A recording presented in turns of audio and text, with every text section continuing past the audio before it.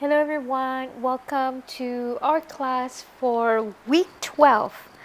Ladies and gentlemen, this is ENL101 English Composition. So, welcome back to ENL101. How do you guys feel right now? How do you feel? It's already week 12 and we are almost there. So, we have 2 more weeks to get things done. I will be revealing your midterm exam next week. One of your friends just finished his test, and then I'm going to reveal to you your marks next week. Okay, so let's have a look at our assessments. So basically, I have made a few changes, and I have decided to extend your assignment. Therefore, all of your remaining assignments, which are your group report, your oral presentation, your peer assessment, and also your reflection, are all due in week 14, 1-4. So everything is due in week 14. However, your report and also your reflection, I want it to due on Friday. Make sure that this is due on Friday, because I want you guys to have a few more time to spend on doing your representation and then get things done, and then you can do your peer assessment before Sunday as well. Now we will be a bit rushed in a rushing state, because your final exam is very early. It's on the first day of examination, actually final examination of the week, so it will be on 29th of April. So I have given out to you guys the information about it. Therefore, we need to finalize your mark as soon as possible, right? Which is why I want you guys to do this as soon as possible, so that before you go for your final exam, you can know out of 60 out of 70% how much is the remaining marks. Okay, all right. So for your grading scale, as I mentioned ever since the beginning of this semester, okay, so in order for you to get A, it's quite high. It's 89%, and in order for you not to fail this course, it's also quite high. You need to get more than 65. Okay, you need to get C and above in order for you not to repeat this paper again. And me or other lecturers, we don't want you guys to be repeating this course for so many times. Okay, so please do well. I'm just going to jump right into our checklist for our syllabus for this ENL101. So for this ENL101, we have a couple different types of essays. In other words, before you go for your final exam, make sure that you master, make sure that you understand all different types of essays, and make sure that you know how to write each one of these essays. And we have been discussing about these differences in each type of essay for so long, and for each type of essay, definitely there are major differences when it comes to structure, when it comes to the language itself. Okay, so make sure you know the differences, and do not forget, for your final exam, it's an open book test. Therefore, you can refer back to your notes in case you forgot certain things. However, please remember, you are not allowed, you are forbidden to copy word by word, especially from the internet or any kind of external sources, because we will be using, or we will be tracking your answers and put it in a software called Turnitin, where we can actually detect plagiarism. Okay, unless if you are citing the sources correctly, then it should be fine. Okay, so do not worry about your final exam. I'll be talking about APA, I'll be talking about citation, I'll be talking about sources in much more detail for your 2 hours of revision for final exam before you sit for your final exam. Okay, so do not worry about it. Let's just focus on finalizing, and also getting to know about argumentative essay, because when it comes to argumentative essay, as compared to other types of essays, argumentative essay is the most important thing in this course, because for other types of essays like illustrative, process, cause and effect, compare and contrast, the highest marks that we can give, the maximum would be 30. However, for argumentative essay, it's very special. We are allocating 50%. Okay, 50% of your whole marks goes into argumentative essay. Therefore, please make sure that you understand argumentative essay, because it will confirm 100% going out in your final exam. Alright, so today I'm going to introduce to you guys about argumentative essay. So it's just one of the first part of argumentative essay, and I want to allocate more time in argumentative essay as compared to narrative, because narrative is very straightforward, very easy, and narrative is not coming out in your final exam. So I really want to make sure that you guys understand argumentative essay. Okay, so please focus, and also please listen to this lecture very carefully. Before we start, as I mentioned, when it comes to argumentative essay, is very special because we are allocating more marks, which is 50 marks, which are a lot, okay, for argumentative essay. So when it comes to content, we're looking into the maximum of 15 marks. Same goes to the language, 15 marks. Organization, 10 marks. And we are also looking at your logic. And today I'm going to cover a lot in logic, especially when it comes to fallacies, which means bad argument. So when it comes to argumentative essay, you need to make sure that you deliver a very good argument. Therefore, I'm going to teach you guys on different types of fallacies, so that you will avoid doing such fallacy, and to make your argumentative essay much more stronger. All right? Okay, let's go right into... Sorry, I'm just going to drink some water. Okay, so the learning outcomes that I'm hoping that you guys will be getting for today's class. Number one, I hope that you should be able to know some possible topics for argumentative essay. Now, I think we've discussed about different genres and different types of essays, and for each type of essay, it's very significant, very evident when it comes to the purpose. Okay, but for argumentative essay itself, similar to other different types of essays, we do have a special trend, a special pattern that you can see in argumentative essay, and you yourself can think about some possible topics for argumentative essay. Alright, so you should be able to know some topics for argumentative essay, and by looking at the topic, you would definitely know if this is worth arguing or not.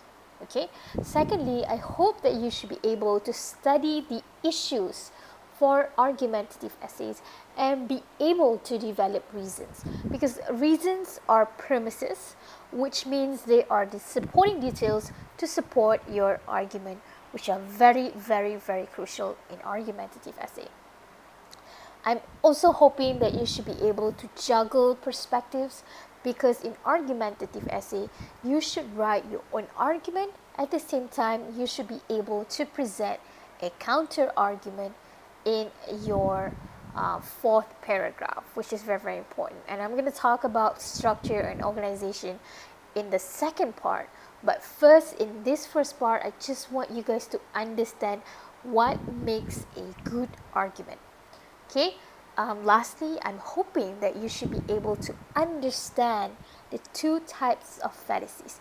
Now, in a bit, I'll be talking about fallacies, and you will realize there are lots and lots of fallacies in argument.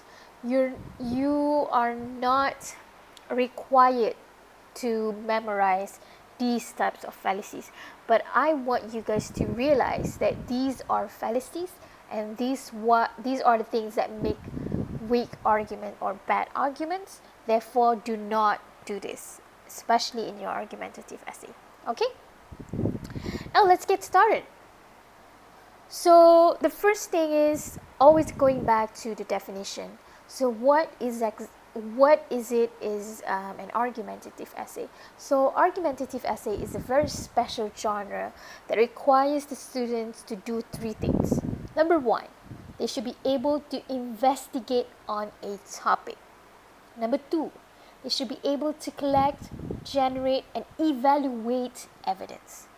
So here, the key word here is evaluating evidence. Now, when it comes to argumentative essay, when we talk about evidence or premises, you should be able to think and imagine supporting details. Okay? Lastly, you should always establish your position. Now, establishing a position should be written in introduction, where you should mention if you agree or disagree, or whatever kind of position, whatever kind of stand that you guys are in your introduction. I'll be talking about organization and structure next week, as I mentioned, okay?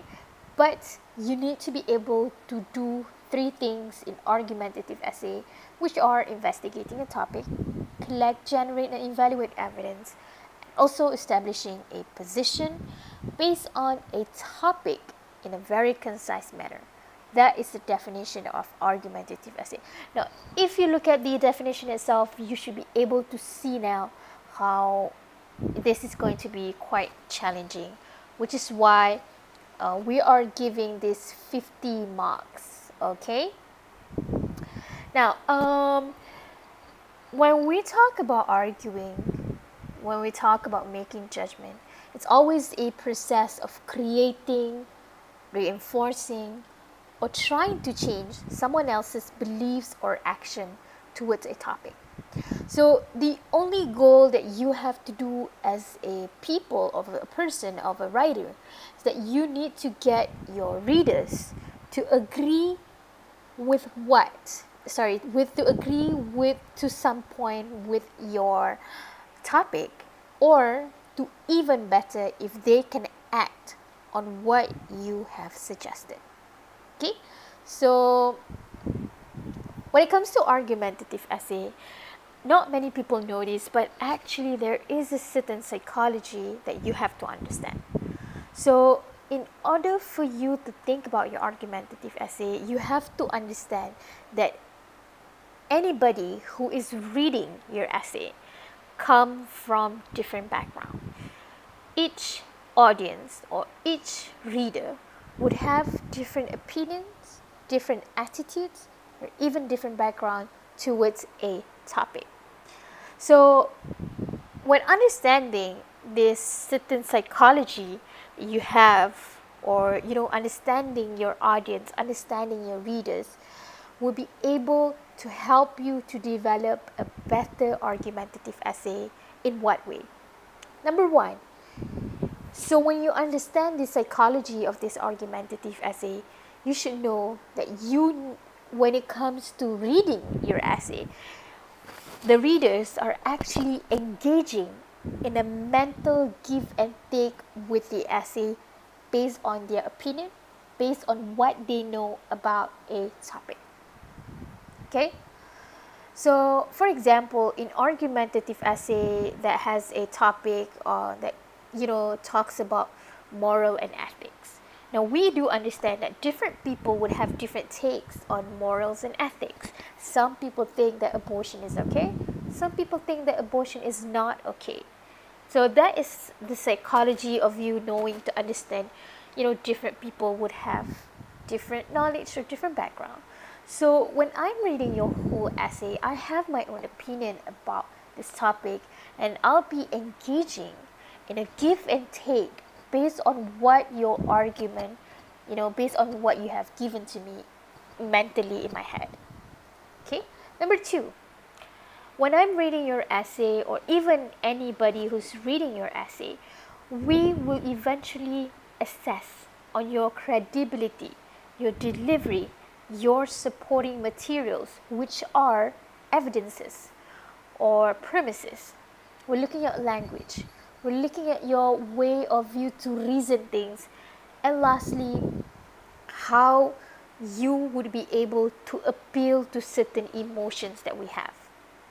Okay, as I mentioned, when it comes to processing your essay, we readers are arguing and trying to respond to your arguments internally in our head, because everybody would have different background, everybody would have different attitudes and even opinions about one single topic.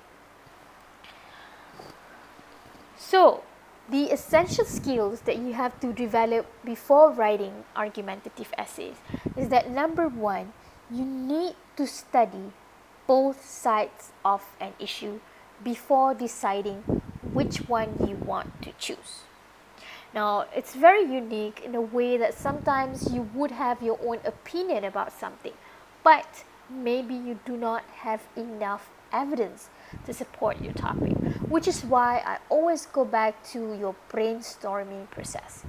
Before you start writing your topic, start writing your essay, always take out a blank paper and start brainstorming, thinking about, are these good enough to become your topic sentence? Do you have all of the three supporting details? Are these supporting details answering your topic sentence? And altogether, do you have enough 3 points to make it as a thesis statement? Okay. Now, the skill number two that you have to acquire in argumentative essay is for you to be able to develop logical reasons. So how do you develop logical reasons? By providing enough proofs in your supporting details. Okay, so in argumentative essay, as I mentioned, there are parts where you have to give counter argument. So basically what counter arguments do is that counter arguments present a point from opposite, which is why you have to do the brainstorming process. You have to understand what is it that people from the opposite side is thinking about. So one of the skills, most important skills in argumentative essay is to be able to present both sides in a way you think about the strengths and weaknesses for each side. Number four, another essential skill in argumentative essay is for you to be able to conclude the audience with the argument. So you try to remind your audience again on what is it at stake, what did the dire need to agree to your point of view, basically. And you another skill that you need to be able to show us in argumentative essay is that you should be able to connect the ideas very, very logically. How? By showing some transition from point to point. And lastly, obviously, you need to be able to apply the correct format and structure. And as I mentioned, I will not be talking about structure or organization today in this part. Okay? So first, let us just talk about topics for argumentative essay. So that argumentative essay is very unique. It's very on its own. So let's see, what can we do or what can we make of argumentative essay topics. So topics for argumentative essay is always debatable. So there is always two sides of a topic. In a way, there is no right or no wrong answer. And very often it would involve current issues. Okay, so as I mentioned, argumentative essay is debatable. There is no right or wrong answer. It all depends on how you argue your point of view. All right. So there are three different types of argumentative essay. First one is dealing with facts. Second is when it's dealing with values or morality. Thirdly, when it's concerning about policy. Now let's go into one by one for you to understand if this is a good argumentative topic or not. Okay? So first, question of facts. So when we talk about question of facts, we're looking at questions about a certain degree of truthfulness or falsity in a statement or in a claim. Now, this can be a little bit delicate. I'm going to show you how delicate it's going to be. Now, have a look at these three examples here. So we have, which college basketball team has won the most games since 1990s? Second, who was the first African American president?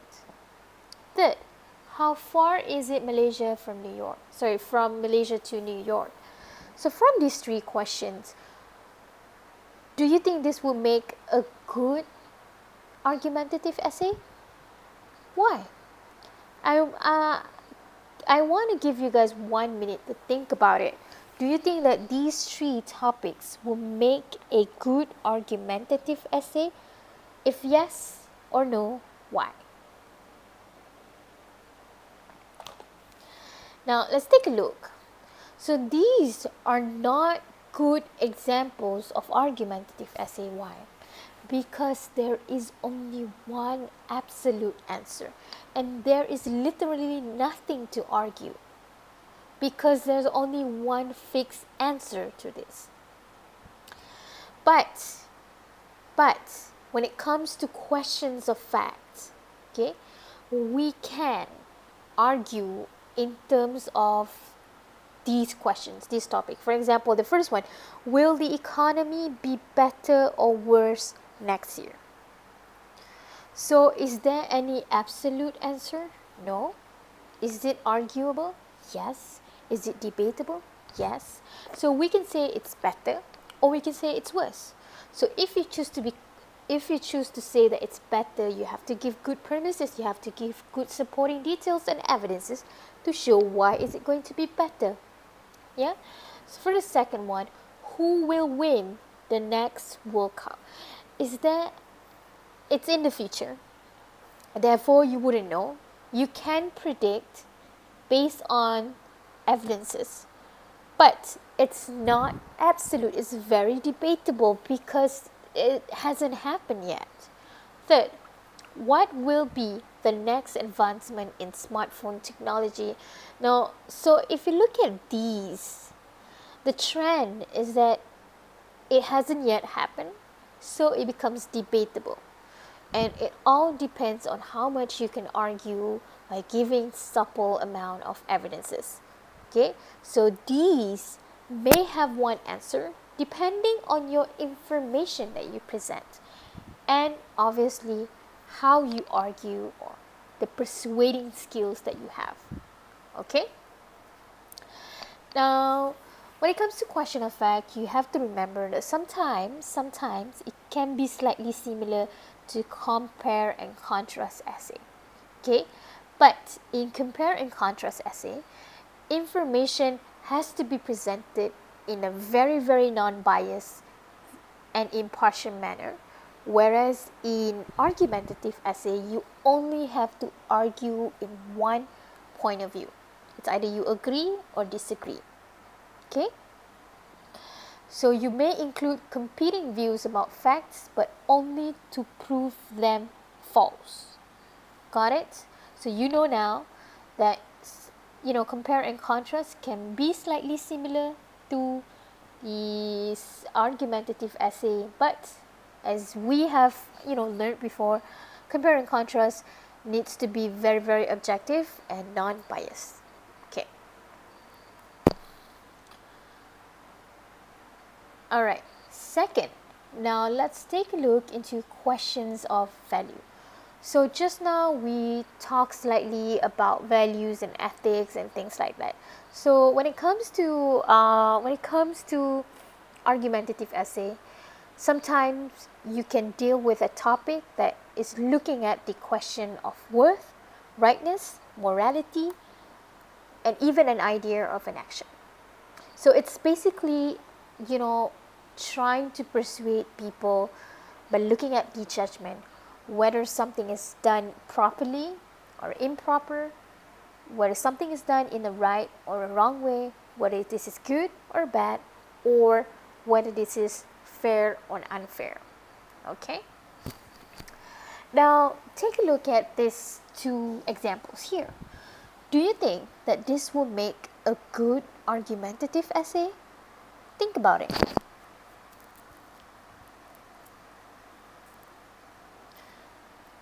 Similar to previously, when you look at the topic, you would definitely know if there is anything to argue or not.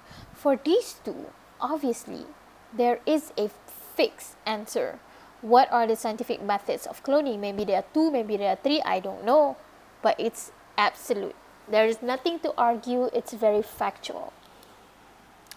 What are the laws of cloning in different countries? As you know, if different countries will have different views or different laws, and for each country there is an absolute answer for whatever that is being decided by the parliament.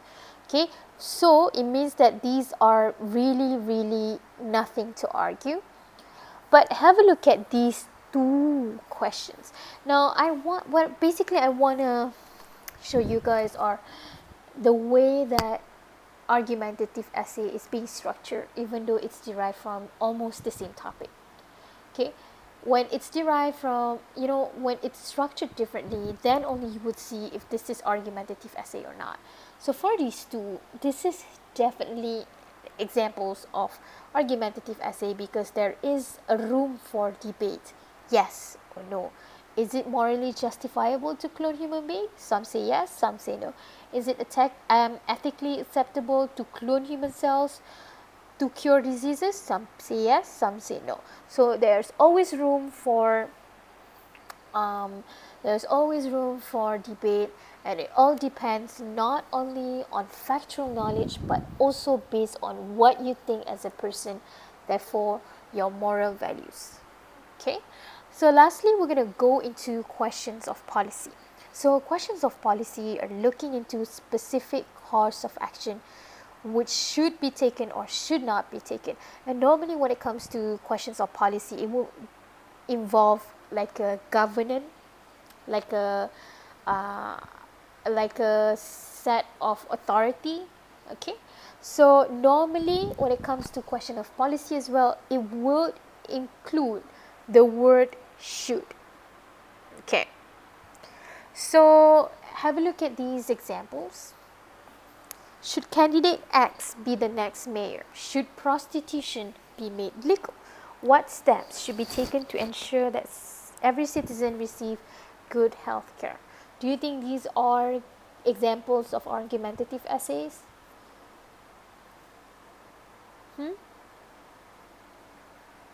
Yes. So these are definitely examples of argumentative essay because of the word, number one, of the word should, but also there is a room for you to debate. Should X be mayor or not? Should a prostitution be made legal or not? So these are good examples of argumentative essays. Okay, now based on what you have listened just now, I want you to try to create two possible topics for argumentative essay. I will be opening a discussion board, and can you please write two topics based on the different questions. Okay, just now we have question of policy, we have question of value, and even question of facts. So you have to tell me topic A, is it question of value, question of policy, or question of facts? Okay, so put your answers in the discussion board. Right, now let us talk about trying to collect, generate, and also evaluate evidence, which are also essential skills in writing argumentative essay. So the first one that you have to understand is that you need to be able to segregate or differentiate between facts and also opinion. So facts is something that is proven to be true, whereas opinion is based on personal belief that is not founded on proof certainty. It's much more of a suggestions. Now, if you look at these examples here, I've given you how in essays we write things based on facts and also based on opinion. Okay, so there are differences in a way that, have a look at the language for facts first. So here we say the evidence. to show that it has been proven. Blah, blah, blah, blah, blah, blah. Research also suggests. So therefore, it's trying to prove based on a research. Right, let's take a look now at opinion now. Okay, sometimes it's not very direct in a way, in my opinion, to me, for example. So sometimes it can be very subtle like this. Have a look at this. So if you look at this paragraph here, but there is a price to such rigidity. Emotion should not rule out harm reduction. So when it comes to opinion, there's always suggestion. So the language that you can see here, should not, okay, should be, distributed, so the language there is much more on the modal verbs, should, would, could. Okay, all right. So I want you to take a look at these statements and tell me, are these fact or opinion? This one.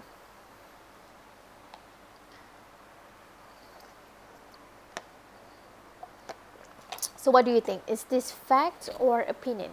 A big reason America is falling behind other countries in science and math is that we have effectively written off a huge chunk of our population of uninterested in those fields or incapable of succeeding in them. Do you think this is opinion or do you think this is a fact? This is definitely an opinion, my ladies and gentlemen. Why? Because of the word we. So when you use personal pronoun, very likely you are indicating your own opinion, you are indicating your personal belief about something. Okay? Now, number 2, have a look at this. What do you think about this? Is this opinion or is this a fact?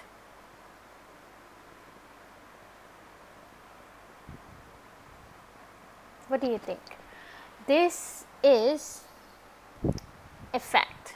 So this is definitely a fact. It's not cited properly in a way that we do not see where is it. But I mean that it's cited in New York's Times, but there is no year. So it's not properly cited. But you know that it's mentioned or it's being sourced or referenced from a source. Therefore, this is a fact. But this is not properly cited according to APA. But do not worry about that citations. We learned about citations before, but I will go in much more detail in our revision class. Okay? So here, what do you think about this? Is this fact or opinion? This is definitely an opinion. Why? Because of the word should. You're prescribing people, you're telling, your opinion about it. Managers should be considered. Sometimes, as I mentioned, it's not very subtle. Sometimes it's the language that you show us that could indicate this is opinion or this is a fact. All right? Now, I want to talk about fallacy because fallacy is also important because, as I mentioned, I showed you guys on the rubric just now. So when it comes to argumentative essay, we are looking at your logic. We're looking at how your reasoning skills are. So I want to talk about fallacies because I don't want you guys to be doing this.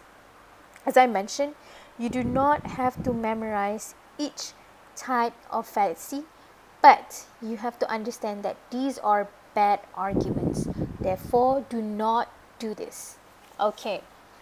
So first, let's just understand first, what does it mean by a fallacy? So a fallacy is an argument that contains a mistake in reasoning or bad argument. Now, sometimes, students might give me a very organized, a very structured argumentative essay, but when I have a look at the detail in the supporting details in the topic sentences, I should be able to see if this essay has mistakes in reasonings or not. Therefore, this is a bad argument. Okay, so that is fallacy. This is something that you should not do in your essay. So you have to understand that there are two general types of fallacies. So first, we have fallacies of relevance, and secondly, we have fallacies of insufficient evidence. So if we were to compare between these two, this is a weak argument, this is a strong argument. So why is this a weak argument? This is a weak argument because the premises is irrelevant to your topic sentence. Okay, so you want to say A, but you are giving evidences on B. Therefore, this is a weak argument. It's still in the same topic, but it's not directly mentioning your topic sentence. Therefore, this is a weak argument. Second, this is something that we consider as strong argument, but invalid. Okay? Strong arguments are arguments that does not have enough evidence. Okay, so let's take a look at the meanings in detail. So basically, fallacies of insufficient evidence or strong argument is when your premises, okay, are still not there or still insufficient in terms of evidence to provide support to your topic sentence. Okay, so you are maybe out of 3 of your supporting details, 1 or 2 are very good in providing the enough evidence, but 1 is lacking. Therefore, it's insufficient evidence. Okay, now let's take a look into one by one so that you will know what I mean. So the first one is the fallacies of relevance. There are 11 different types. So as I mentioned, fallacies of relevance are weak argument. So there are 11. First one is personal attack, attacking a motive, locus stalking, 2 wrongs make a right, appeal to pity, bandwagon, scare tactics, red herring, straw man, equivocation, and also begging the question. Let's go into one by one. So what's a personal attack? Personal attack is when we try to reject someone else's claim or argument by attacking on a person's character or motive rather than that person's argument or claim. For example, so we say that Hugh Hefner, who is the founder of Playboy magazine, has argued against censorship of pornography. So Hugh is agreeing into pornography. But Hefner is an immature, self-indulgent millionaire who never outgrows his adolescent fantasies of his youth. His argument, therefore, is worthless. So if you write something like this, instead of looking at the... Here we can say that the first sentence is the topic sentence, yeah? In your supporting details, you should provide evidence to support why Hugh is, agreeing or saying that we should not censor pornography. So that is your role. You need to provide evidence on that. But instead of looking at that, your supporting details are focusing on someone else's character, which are immature, self-indulgent millionaire who never outgrows the adolescent fantasies of his youth. So your argument now becomes weak because you are attacking on that person's character or motive rather than looking at the whole main idea of these sentences, which is about censorship of pornography. Okay? Alright? Second is attacking the motive. So attacking in motive is basically when you commit to error when you're criticizing a person's motivation for offering a claim or an argument. So basically, you do not look at the argument, rather you look at or you think that that person has a certain motive when making the statement. Have a look at this example here.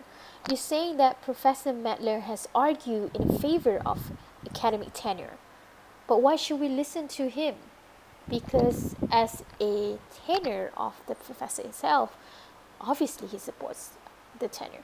So you're not looking at the reasons why Professor Madler is supporting on such tenure, but you are saying that this person has a certain motive to do it. So you're attacking on that person's motive even though you're not sure if that person has a motive or not. Got it? Okay. So let's take a look at for the pattern for attacking a motive. You can detect the trend is by looking at X is biased or has a questionable motive.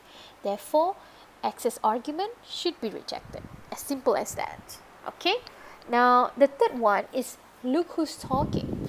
Now, if you notice, so there are certain Latin words that comes with these fallacies because these are all fundamental principles in arguments, which are basically something that is learned in philosophy, in Aristotle, in Plato. So these are the things that, so basically I'm teaching you guys on, basic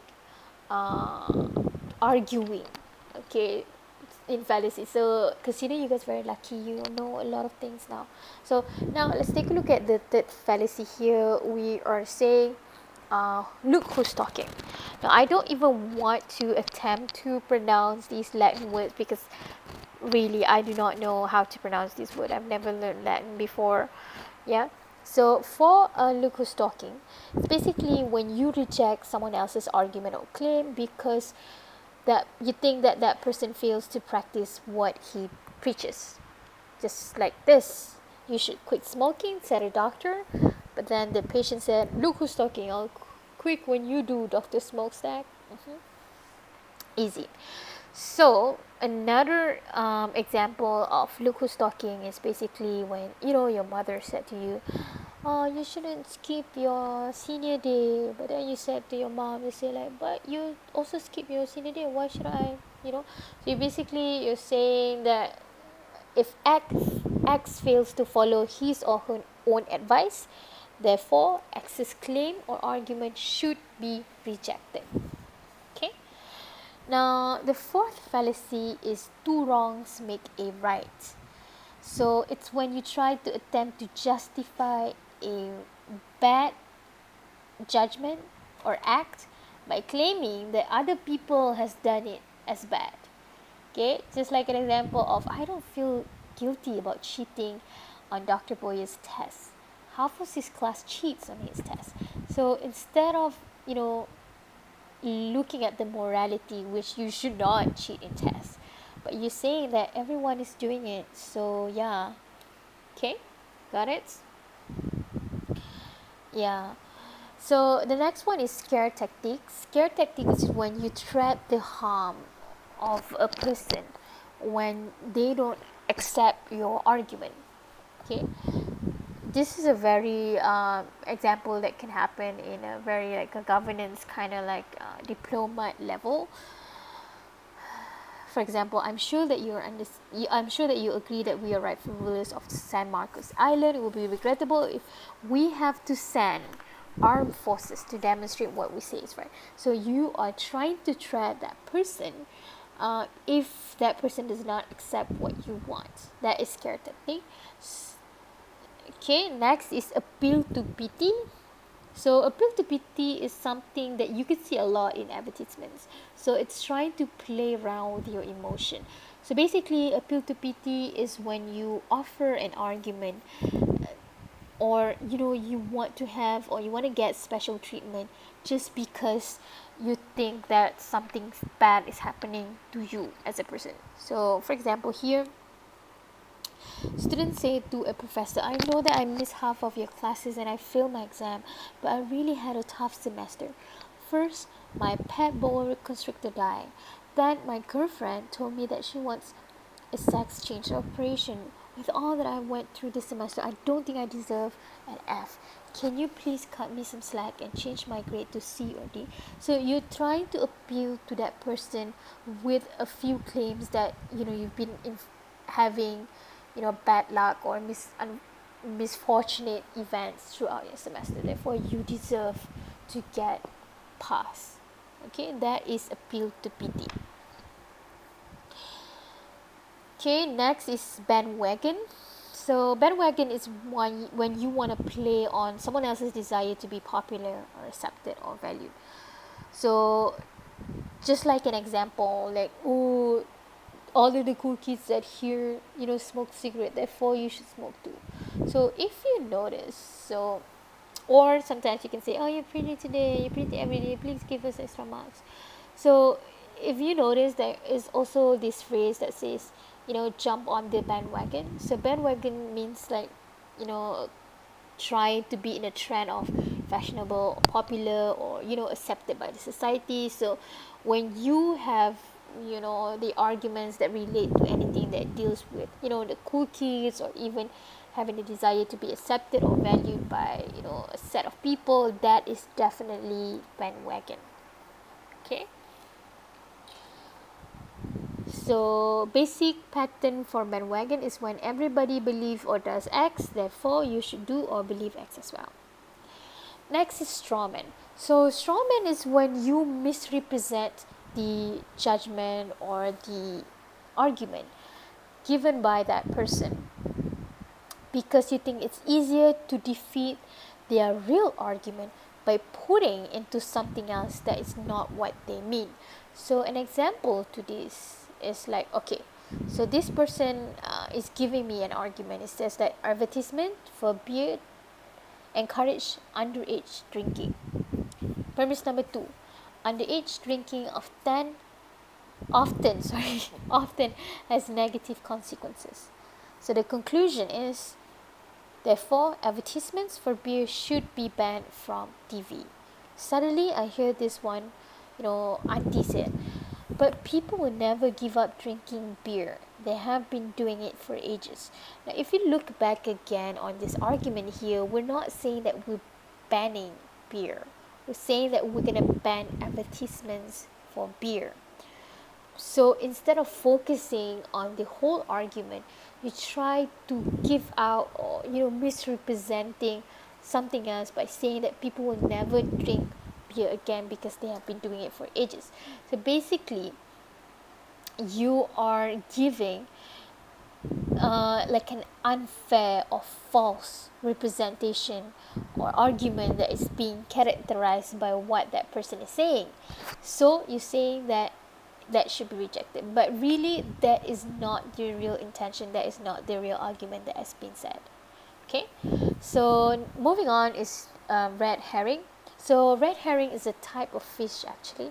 So there was this case, the reason why red herring was a term in philosophy, if you could say it, is because there was this case where a prisoner tried to escape, and then red herring is a type of fish and it's very smelly. You know how police would have some police dogs to go and smell the prisoners to know where they are going and yada yada. So there was this prisoner who used red herring to distract the dogs from going there because by using those fish. So basically red herring means trying to distract people by looking at irrelevant issues rather than looking at the real arguments here. So the example here would be, some critics have accused my administration of doing too little to save the family farm.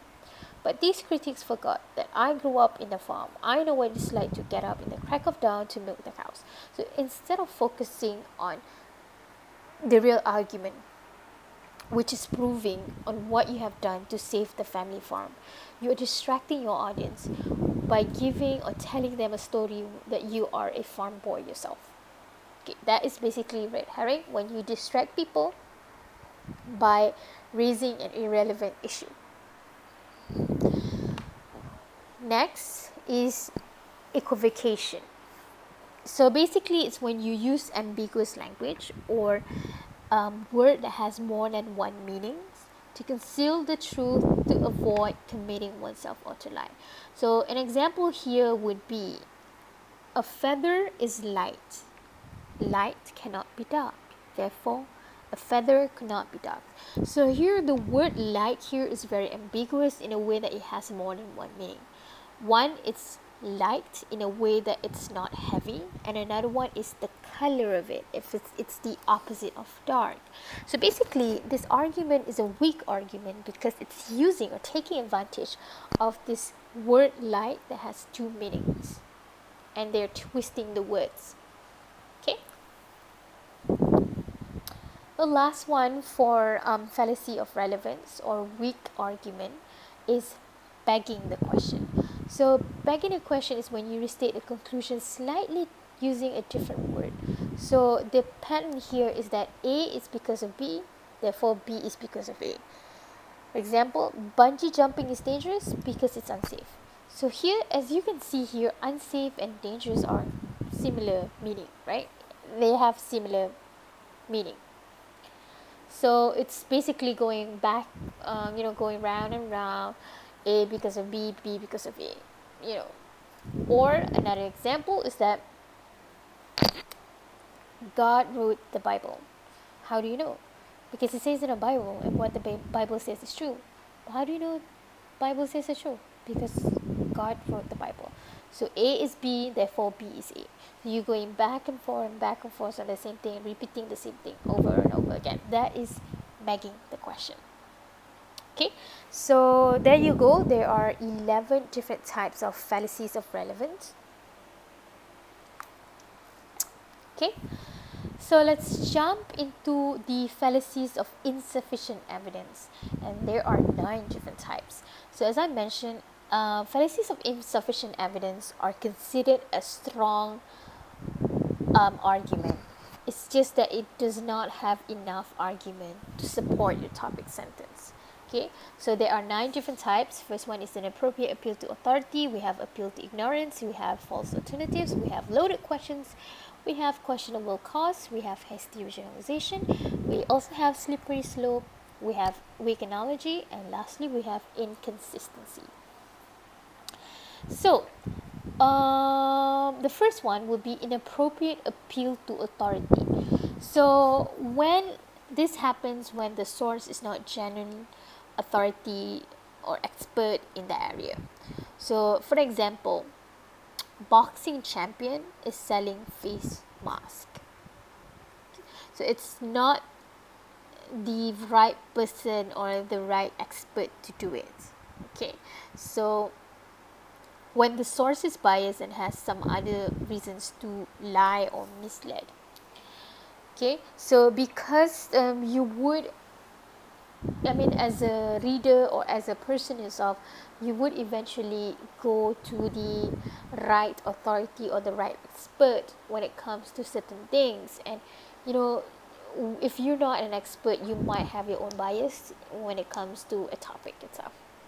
Okay, so when that happens, people will tend to question on the argument itself. All right. So second one is appeal to ignorance.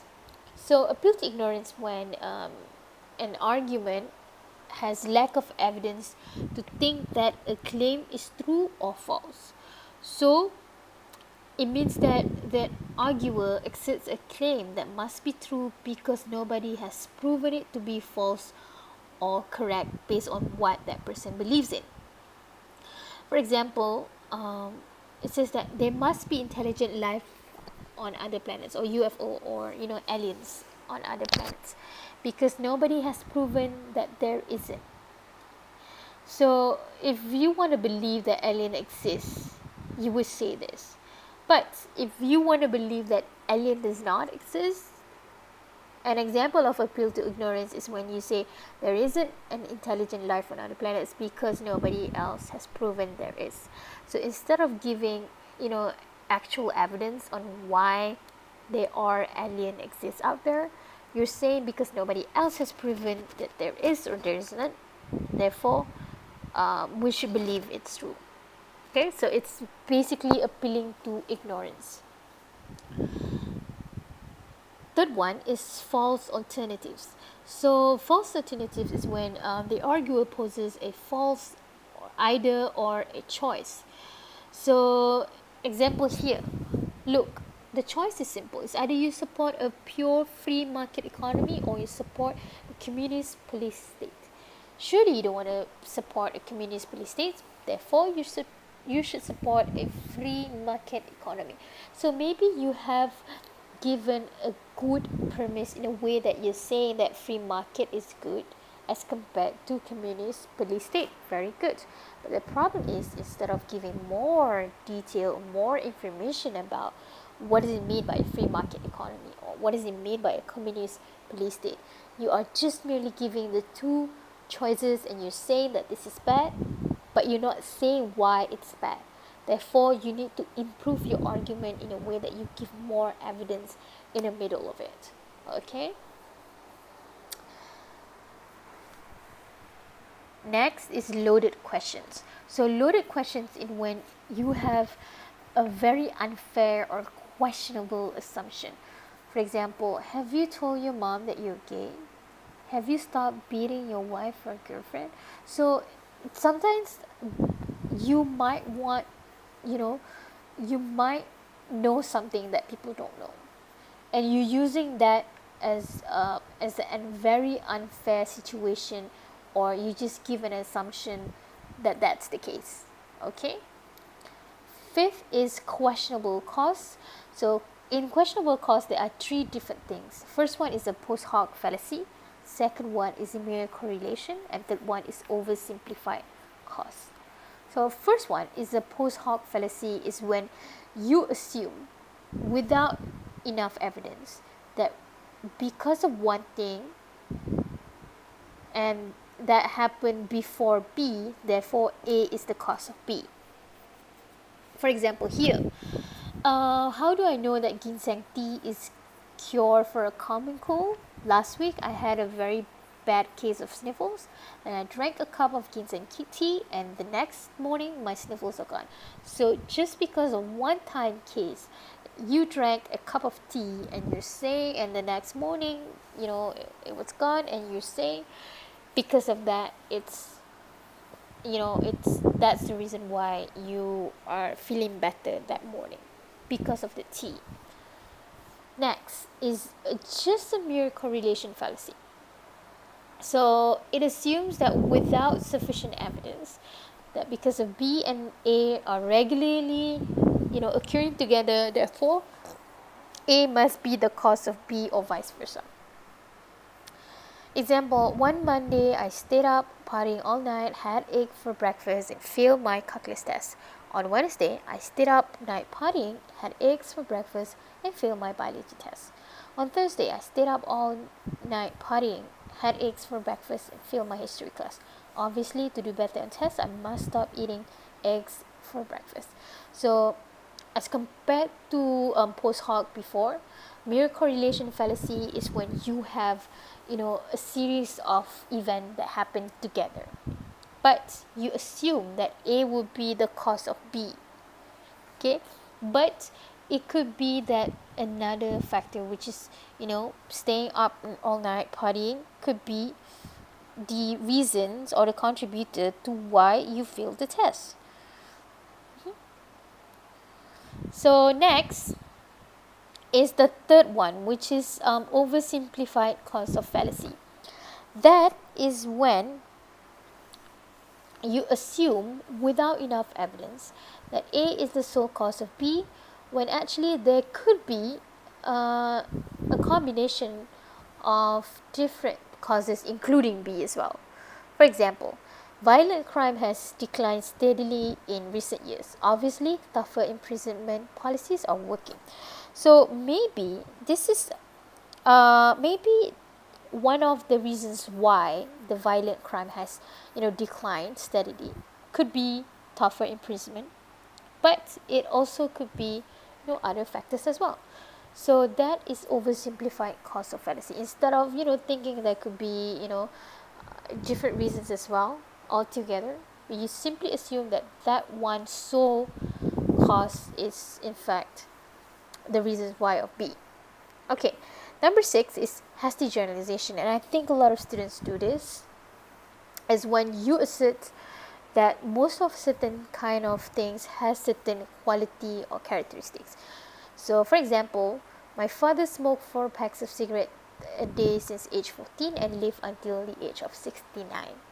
Therefore, smoking can really be bad for you. So really, when it comes to cases, it could happen differently, your body could tolerate it differently, but you are overgeneralizing to everybody.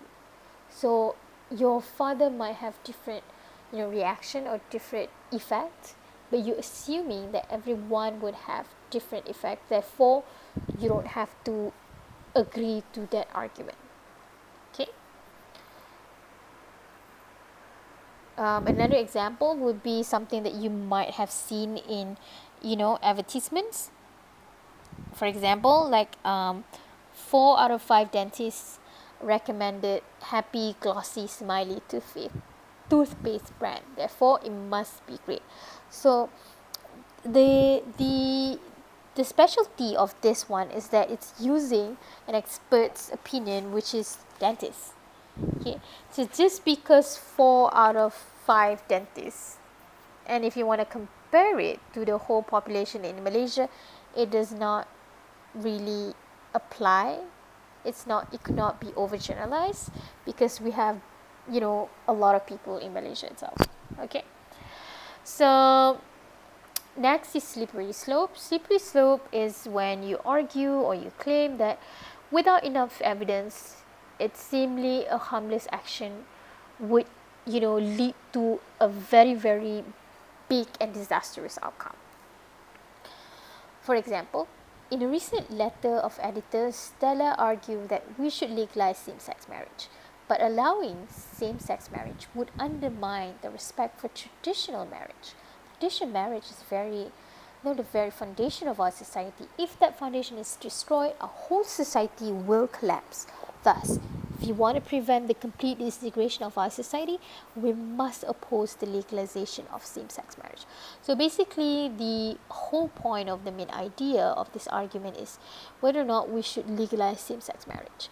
And the problem is when you want to indicate that one simple action would lead to a very disastrous outcome. Society will collapse, the integration of society. So I think this is something that a lot of students tend to do as well.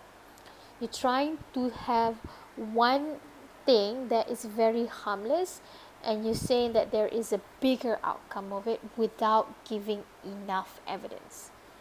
Okay. Next is weak analogy. Weak analogy is when you compare two things that are not really comparable in relevant respects. For example, you try to compare apples and oranges. Both are definitely fruits, but both serve different purposes. Both have differences. They have differences in their own way, and it's not worth comparing. Okay. Next is inconsistency.